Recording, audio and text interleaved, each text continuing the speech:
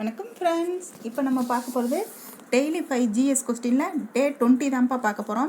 இன்றைக்கி வந்து நம்ம 20வது நாள் பார்க்க போகிறோம். ஏற்கனவே நம்ம 19 நாள் என்னென்ன பார்த்தோங்கிறது நம்ம பிளேலிஸ்ட்டில் இருக்குது. வேணுங்கிறவங்க அதை செக் பண்ணி பார்த்துக்கோங்க. உங்களுக்கு ரொம்ப யூஸ்ஃபுல்லாக இருக்கும்ப்பா. இந்த டெய்லி 5 கொஸ்டினோட பிடிஎஃப் வந்து உங்களுக்கு டெலகிராமில் நாங்கள் அனுப்பிச்சி விட்ருவோம். அதையும் நீங்கள் பார்த்து வேணும்னா யூஸ் பண்ணிக்கோங்க. இப்போ இதில் நம்ம என்ன பார்க்க போகிறோம்னா 6th புக்கில் தேசிய சின்னங்கள் அப்படிங்கிற லெசன் தான் பார்க்க போகிறோம். தொடர்ந்து என்ன 6th புக்காக வருது அப்படின்னு நீங்கள் யோசிக்காதீங்க. இதில் வந்து நமக்கு ஹிஸ்ட்ரி, பாலிட்டி, எக்கனாமிக் எல்லாமே கலந்து தான் கொடுக்குறோம். டேர்ம் 1, டேர்ம் 2, டேர்ம் 3 இருக்கிறதுனால இப்போ தான் நம்ம டேர்ம் 1 முடிச்சுட்டு டேர்ம் 2க்கு வந்திருக்கோம். இது டேர்ம் 2ல் பாலிட்டியில் இருக்க லெசன். சரிங்களா? இதில் என்னென்ன கொஸ்டின் இருக்குது அப்படின்னு பாருங்கள். ஃபஸ்ட்டு வந்து இந்த தேசிய சின்னங்கள் அப்படிங்கிற லெசன் ரொம்ப இம்பார்ட்டண்டான லெசன்ப்பா. ஏன்னா இதில் வந்து நம்ம இந்திய நாட்டில் இருக்கிற தேசிய பறவை, தேசிய விலங்கு அது எல்லாமே கேட்டிருப்பாங்க. எந்தெந்த வருஷம் எது கொடுத்துருக்காங்கங்கிறது எல்லாமே சொல்லியிருப்பாங்க. ஏதாவது ஒரு கொஸ்டின் கேட்டுட்டாங்க அப்படின்னா நம்ம 6th புக்கு அப்படின்னு அசால்ட்டாக இருந்துட்டோம்னா நம்ம அட்டன் பண்ணாமல் விட்ருவோம். இதை கண்டிப்பாக இந்த லெசனை வந்து நீங்கள் படித்து தான் ஆகணும். இந்த 5 கொஸ்டினை பார்த்துட்டு நீங்கள் ஒன் டைம் வந்து புக்கை ரீட் பண்ணுங்கள். உங்களுக்கு எளிமையாக புரியும். இந்த வாரம் வந்து நம்ம 6th to 10th பாலிட்டி தான் கொடுத்துருக்கோம். அதுக்குமே உங்களுக்கு இந்த லெசன் வந்து இந்த வீடியோ உங்களுக்கு ரொம்ப யூஸ்ஃபுல்லாக இருக்கும். நீங்கள் ஃபாலோ பண்ணிவிட்டு வாங்க. ஃபஸ்ட்டு பாருங்கள், எத்தனை இணைகள் சரி அப்படின்னு சொல்லி கொடுத்துருக்காங்க.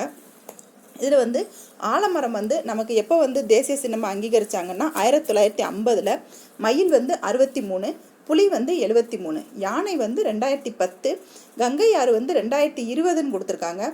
2020ங்கிறது தப்புப்பா. 2008ப்பா, சேஞ்ச் பண்ணிக்கோங்க.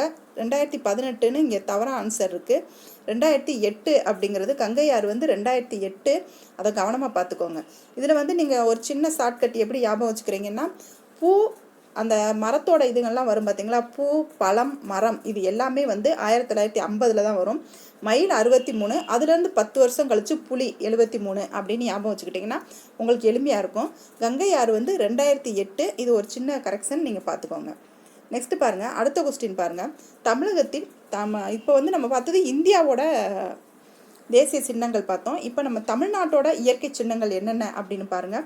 விலங்கு வந்து வரையாடு, பறவை வந்து மரகதப்புறா, மலர் வந்து தாமரை அப்படின்னு கொடுத்துருக்காங்கப்பா. நம்ம மலர் வந்து இந்தியாவுக்கு தான் தாமரை, நம்ம தமிழ்நாட்டுக்கு வந்து செங்காந்தல் மலர் அப்படின்னு வரும். அதுதான் நம்மளோட இயற்கை சின்னம். மரம் வந்து பனை மரம் அப்படிங்கிறது சரிதான். சரிங்களா?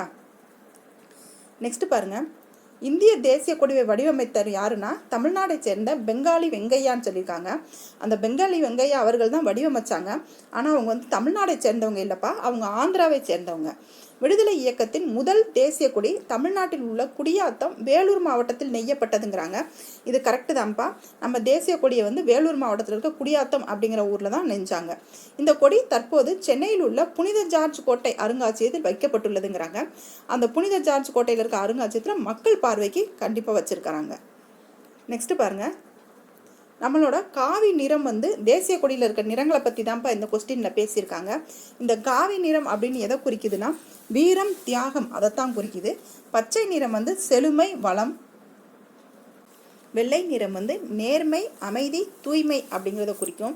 கருநிலம் வந்து அறவழி, அமைதி அப்படிங்கிறத குறிக்கும். இது வந்து அசோகர் வந்து இந்த அறவழி அமைதியை பின்பற்றிருப்பாங்க. அவங்களோட சாரநாத் தூணில் இருக்க அந்த அசோக சக்கரத்தை எடுத்து தான் அந்த கருநீலம் கலரில் வச்சுருப்பாங்க. அதனால் இது வந்து அசோகரோட அறவழி அமைதி அந்த இதை வந்து குறிக்கும். நெக்ஸ்ட் பாருங்கள், எத்தனை இணைகள் சரியானது அப்படின்னு கொடுத்துருக்காங்க. நம்மளோட தேசிய லட்சினை எப்போ ஏற்றுக்கிட்டாங்கன்னா ஜனவரி 26, 1950 தான் ஏற்றுக்கிட்டாங்க. தேசிய கீதம் பார்த்திங்கன்னா ஜனவரி 24, 1950. தேசிய பாடல்னா ஜனவரி 24,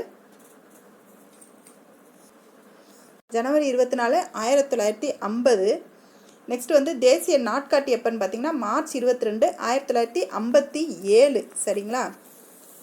நம்ம தேசிய லட்சினை என்னன்னு பார்த்தீங்கன்னா அந்த சாரநாத் தூணில் இருக்க அந்த அசோக சக்கரம் தான். தேசிய கீதம்னா ஜனகணமன. தேசிய பாடல்னு பார்த்தீங்கன்னா நமக்கு அந்த வந்தே மாதரம் பாடல் தான். தேசிய நாட்காட்டி என்ன அப்படின்னு சொல்லி கமெண்ட் பண்ணுங்கள். நெக்ஸ்ட் பாருங்கள், எத்தனை இணைகள் சரி அப்படின்னு பாருங்கள். நம்மளோட தேசிய கீதத்தை யார் எழுதுனாங்கன்னா ரவீந்திரநாத் தாகூர் எழுதுனாங்க. அவங்க ஆங்கில மொழியில் எழுதலை, வங்காள மொழியில் தான் எழுதுனாங்க.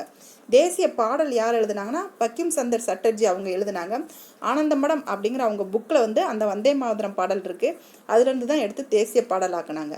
தேசிய உறுதிமொழி எப்போன்னு பார்த்தீங்கன்னா பிதிமாரி வெங்கட சுப்பையா அப்படிங்கிறவங்க தெலுங்கு மொழியில் தான் எழுதுனாங்க. அந்த ஸ்கூல் படிக்கிறதெல்லாம் சொல்லுவோம்ல, இந்திய குடிமகனாகிய நான் அப்படின்னு சொல்லிட்டு ஒரு ப்ராமிஸ் எடுப்போம்லப்பா, உறுதிமொழி, அந்த இதுதான். தேசிய நாட்காட்டி வந்து மேக்நாத் சாகா அப்படிங்கிறவங்களோட குழு தான் தேசிய நாட்காட்டி வந்து பரிந்துரைச்சிருப்பாங்க. இதோட நம்மளோட 5 கொஸ்டின் முடியுதுப்பா. அடுத்த 5 கொஸ்டின் அடுத்த வீடியோவில் பார்க்கலாம். தேங்க்யூ.